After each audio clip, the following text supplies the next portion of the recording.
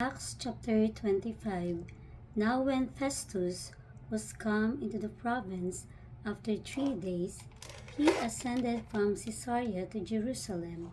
Then the high priest and the chief of the Jews informed him against Paul, and besought him, and desired favor against him, that he would send for him to Jerusalem, laying wait in the way to kill him.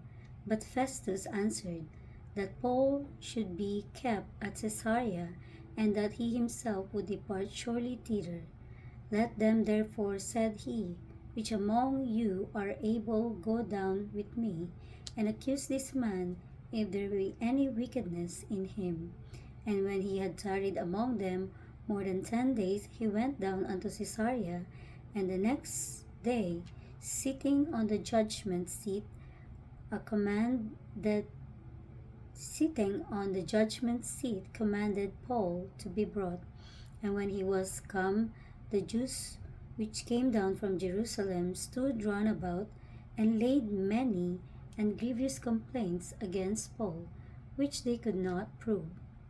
While he answered for himself, neither against the law of the Jews, neither against the temple, nor yet against Caesar, have I offended anything at all.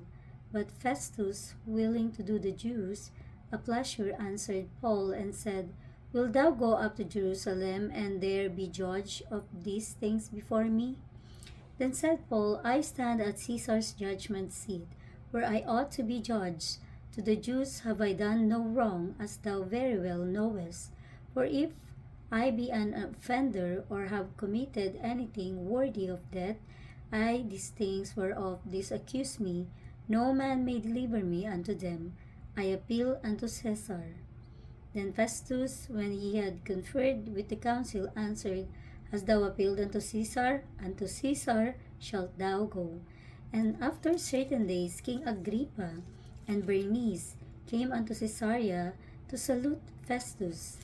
And when they had been there many days, Festus declared Paul's cause unto the king, saying, There is a certain man left in bonds by Felix, about whom when I was at Jerusalem, the chief priests and the elders of the Jews informed me, desiring to have judgment against him, to whom I answered, It is not the manner of the Romans to deliver any man to die, before that he which is accused have the accuser face to face, and have license to answer for himself concerning the crime laid against him. Therefore, when they were come hither without any delay, on the morrow, I sat on the judgment seat, and commanded the man to be brought forth, against whom when the accusers stood up, they brought none accusation of such things as I suppose, but had certain questions against him of their own superstitions, and of one Jesus which was dead, whom Paul affirmed to be alive. And because I doubted of such manner of questions, I asked him whether he would go to Jerusalem, and there be judge of these matters. But when Paul had appealed to be reserved unto the hearing of Augustus, I commanded him to be kept till I might send him to Caesar. Then Agrippa said unto Festus, I would also hear the man myself tomorrow. Said he, Thou shalt hear him. And on the morrow, when Agrippa was come, and Bernice with great pomp, and was entered into the place of hearing, with the chief captains and principal men of the city, at Festus' commandment Paul was brought forth. And Festus said, King Agrippa, and all men which are here present with us, ye see this man, about whom all the multitude of the Jews have dealt with me, both at Jerusalem, and also here, crying that he ought not to live any longer. But when I found that he had committed nothing worthy of death, and that he himself had appealed to Augustus, I have determined to send him, of whom I have no certain thing to write unto my Lord.